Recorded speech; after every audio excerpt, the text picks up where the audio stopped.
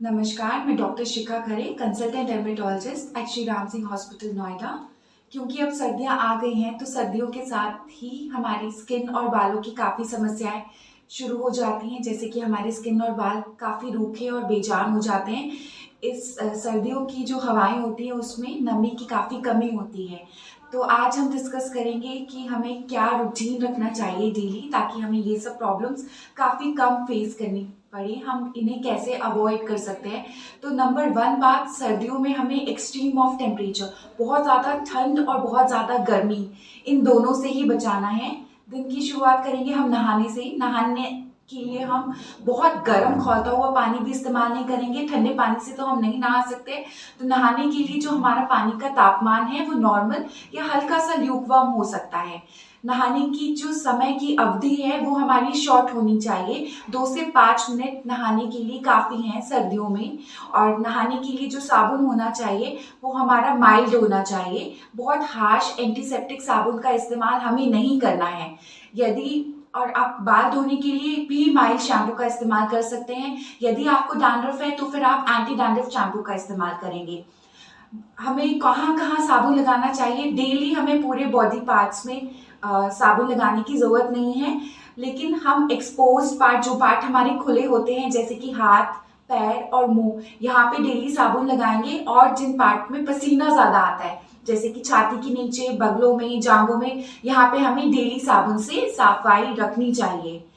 अब बात आई स्किन को ड्राई करने की। नहाने के बाद हमें कैसे स्किन को सुखाना चाहिए, तो नहाने के बाद हमें कॉटन की टॉवल का इस्तेमाल करना चाहिए, उससे पैर ड्राई करना चाहिए। सर्दियों में हमें स्क्रबर या एक्सफोलिएटिंग एजेंट्स का इस्तेमाल नहीं करना चाहिए। और बालों को भी आप एयर ड्राई करने के लिए छोड़ सकते हैं, एक बार कॉटन की टॉवल से मॉप करके, या फिर आप ब्लो ड्राई कर सकते हैं, लेकिन उसकी हीट काफ़ी कम होनी चाहिए। लो हीट में हम ब्लो ड्राई कर सकते हैं। नहाने के बाद हमें मॉइस्चराइजर लगाना चाहिए। मॉइस्चराइजर जो है आपका ब्लैंड होना चाहिए, दैट इज फ्रैग्रेंस फ्री, उसमें बहुत ज़्यादा खुशबू नहीं होनी चाहिए। और जो मॉइस्चराइजर है वो आपको गीले बदन पे लगाना है, पूरे बदन पे।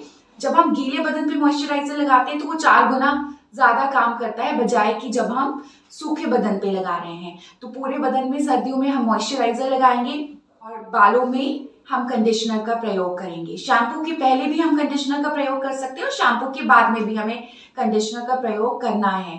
कपड़ों की बात आए तो सर्दियों में हमें पूरे ऊनी कपड़े तो हम पहनते ही पहनते हैं, लेकिन ऊनी कपड़ों के अंदर पूरी फुल कॉटन की लाइनिंग होनी चाहिए, क्योंकि कुछ लोगों को ऊनी कपड़ों से एलर्जी हो जाती है, खुजली उनकी बढ़ जाती है। और हाथ और पैर में हम ग्लव्स एंड स्टॉकिंग्स यानी कि मोजों और दस्ताने का प्रयोग करेंगे, ताकि इसमें ठंडी ना लगे, नहीं तो उससे ड्राइनेस कॉज होती है। साथ ही में सर्दियों में हमें सनस्क्रीन की आवश्यकता होती है। कुछ लोगों को का मानना है कि हमें सर्दियों में सनस्क्रीन की ज़रूरत नहीं होती है, तो ये गलत है। हमें सर्दियों में भी सनस्क्रीन लगानी चाहिए। सनस्क्रीन हमें ज़्यादा लगानी है और जल्दी जल्दी लगानी है। इवन हम लिप्स में भी सनस्क्रीन लगाएंगे। और सर्दियों में हम कोई भी एक्सफोलिएटर या फिर स्क्रबर का इस्तेमाल नहीं करेंगे। मैंने पहले भी बोला है कि हमें सर्दियों में एक्सट्रीम ऑफ टेम्परेचर से बचाना है। हम घर में ब्लोअर का इस्तेमाल अगर हम ना करें या कम से कम करें तो बेहतर होगा। हम कपड़ों से अपने आप को ढक के रखेंगे, ब्लोअर का इस्तेमाल ज़्यादा नहीं करेंगे। साथ ही नमी की कमी के लिए हम घरों में ह्यूमिडिफायर का प्रयोग कर सकते हैं। सर्दियों में हम पानी पीना भूल जाते हैं, तो हमें ना वाटर अलार्म लगा सकते हैं। हमें पानी फ्रीक्वेंटली पीना है।